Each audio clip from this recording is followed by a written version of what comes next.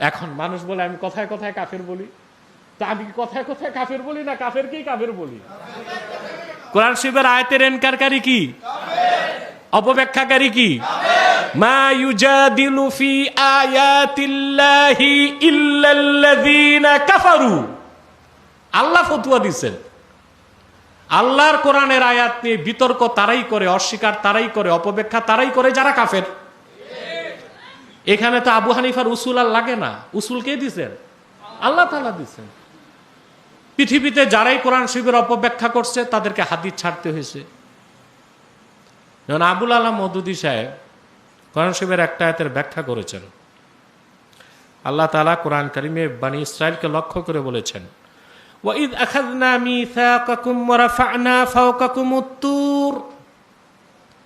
আমি যখন তোমাদের থেকে ওয়াদা নিয়েছি আর তুর পাহাড়কে যখন তোমাদের উপর ধরেছি,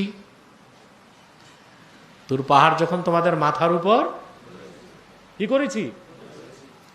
তুলে ধরেছি। আবুল আলাম মওদুদী সাহেব আয়াতকে অস্বীকার করছে, আয়াতকে অস্বীকার করে না, অপব্যাখ্যা করছে। কি করছে? তিনি বলতে চাইছেন जिनसे पहाड़ को उठाया नहीं गया बल्कि ऐसा रोप तारी किया गया मानन के तुर पहाड़ को मुसल्लत किया गया। আরে কি পণ্ডিতটা ছিল মওদুদী সাহেব। উনি বলছে তুর পাহাড় উঠায় মাথার উপর দিছে, এটা গায়ের মুতাসাওয়ার। আল্লাহর কুদরত অস্বীকার হয় না? তুর পাহাড় যিনি বানাইছেন উনি কেন উঠাইতে পারেন না? মওদুদী সাহেব বলছেন এটা রূপক অর্থে। আল্লাহ এমন রূপ তারি করছেন যেন তুর পাহাড় মাথার উপর।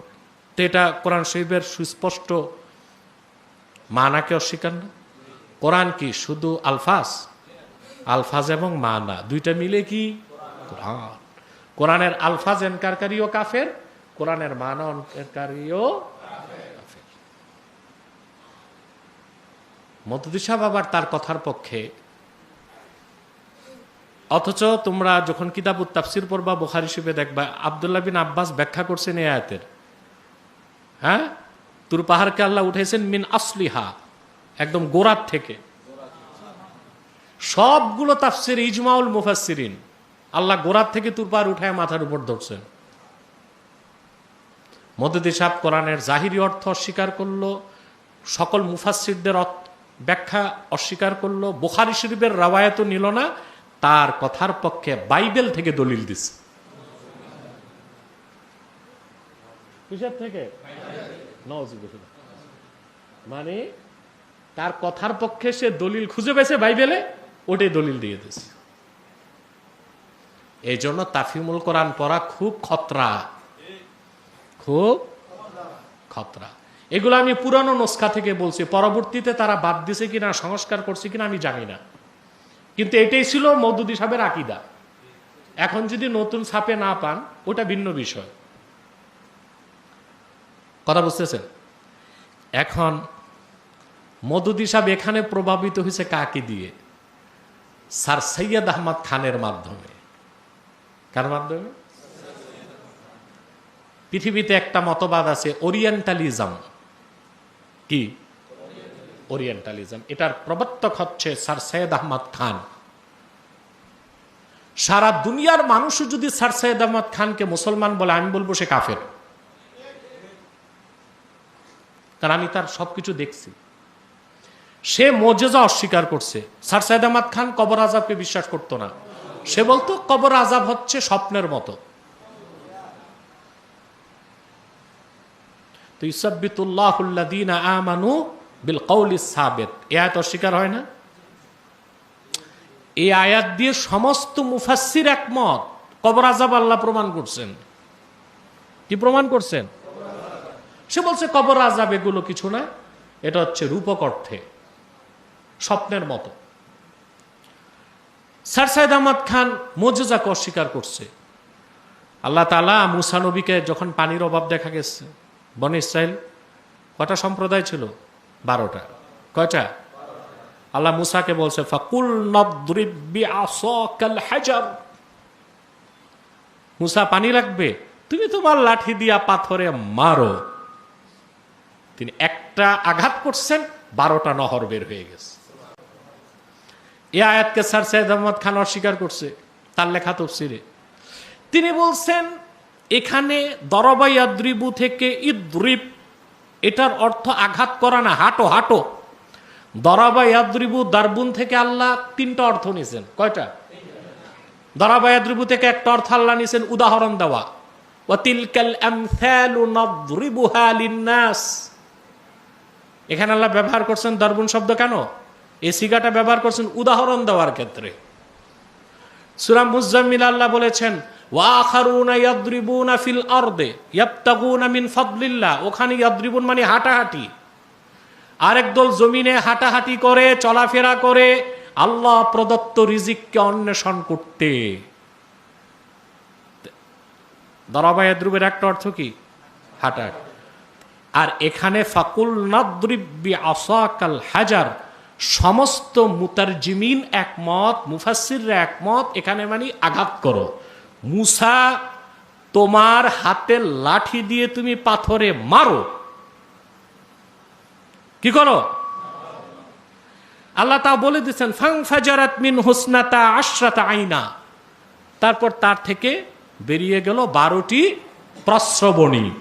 কয়টা? এখানে কোনো অন্য ব্যাখ্যার সুযোগ আছে?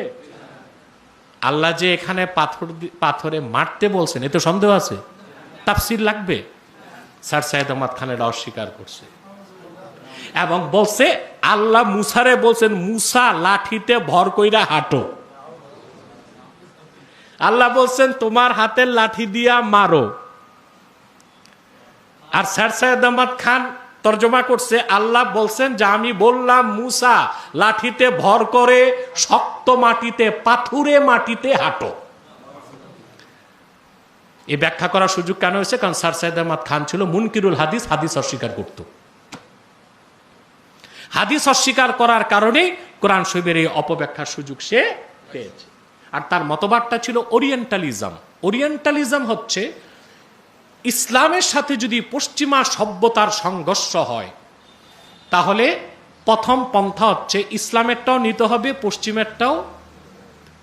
যদি দেখা যায় যে না ইসলামেরটা নিলে পশ্চিমাটা নেওয়া যায় না, তখন দ্বিতীয় পন্থা হচ্ছে ইসলামেরটা অপব্যাখ্যা করতে হবে, পশ্চিমেরটা ঠিক রাখতে হবে।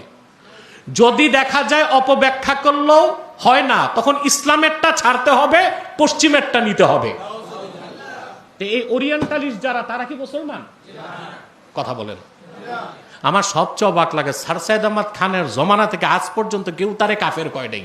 দুনিয়ায় প্রথম তারে কাফের বললে মনে হয় আমি বলছি। এখন মানুষ বলে আমি কথায় কথায় কাফের বলি, তা আমি কথায় কথায় কাফের বলি না কাফেরকেই কাফের বলি? কোরআন শরীফের আয়াতের ইনকারকারী কি? অপব্যাখ্যাকারী কি? মা ইউজাদিলু ফি আয়াতিল্লাহি ইল্লাল্লাযীনা কাফারু। আল্লাহ ফতোয়া দিবেন আল্লাহর কোরআনের আয়াত নিয়ে বিতর্ক তারাই করে, অস্বীকার তারাই করে, অপব্যাখ্যা তারাই করে যারা কাফের। এখানে তো আবু হানিফার উসুল আর লাগে না। উসুল কে দিয়েছেন? আল্লাহ তাআলা দিয়েছেন। ইনকারে কিতাবুল্লাহ কি? তাকযিবু কিতাবিল্লাহ কুফর। এটা কি? ইনকারু কিতাবিল্লাহ, ইনকারু আয়াতিম মিন আয়াতিল্লাহিল বায়্যিনা কুফর। রাসূলুল্লাহ সাল্লাল্লাহু আলাইহি ওয়াসাল্লামের হাদিস যদি মুতাওয়াতির হয়, অস্বীকারকারী কি? এটা ইমাম আযমের মত, ঠিক না? যারা মুনকিরুল হাদিস, সব হাদিস অস্বীকার করে, তারা কাফের হইতে আর কোনো বাধা আছে? তা আমাদের দেশের এই সুবিধাবাদী মৌলবী সাবরা মিষ্টি কুমড়া খাইয়া যেগুলো পড়াশোনা করছে, এগুলো মুনকিরুল হাদিসদেরকে বলে ওরা বাতেল। বাতেল কি বলে?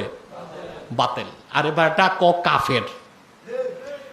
আল্লাহর হাবিবের হাদিসকে যারা অস্বীকার করে তারা কাফের ছাড়া কিছু হতে পারে না।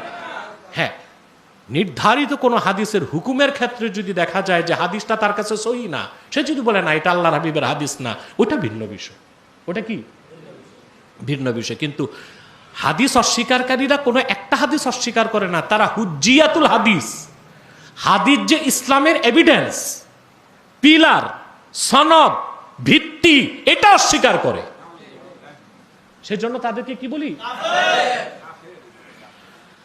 তো মওদুদী সাহেব এই ক্ষেত্রে ওরিয়েন্টালিজম ওই স্যার সাইদ আহমদ খানের দ্বারা প্রভাবিত হইয়া এই মোজেজাগুলো কি করছে?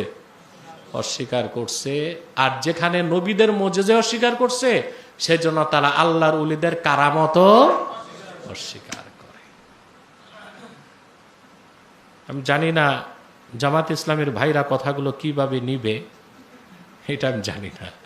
যেভাবেই নেক, আর তো কিছু করার নাই, কারণ তারা তো সীমা লঙ্ঘন করে ফেলতেছে, সংশোধনের পথে তো আসে না। আল্লাহ তাদেরকে হেদায়েত করুক।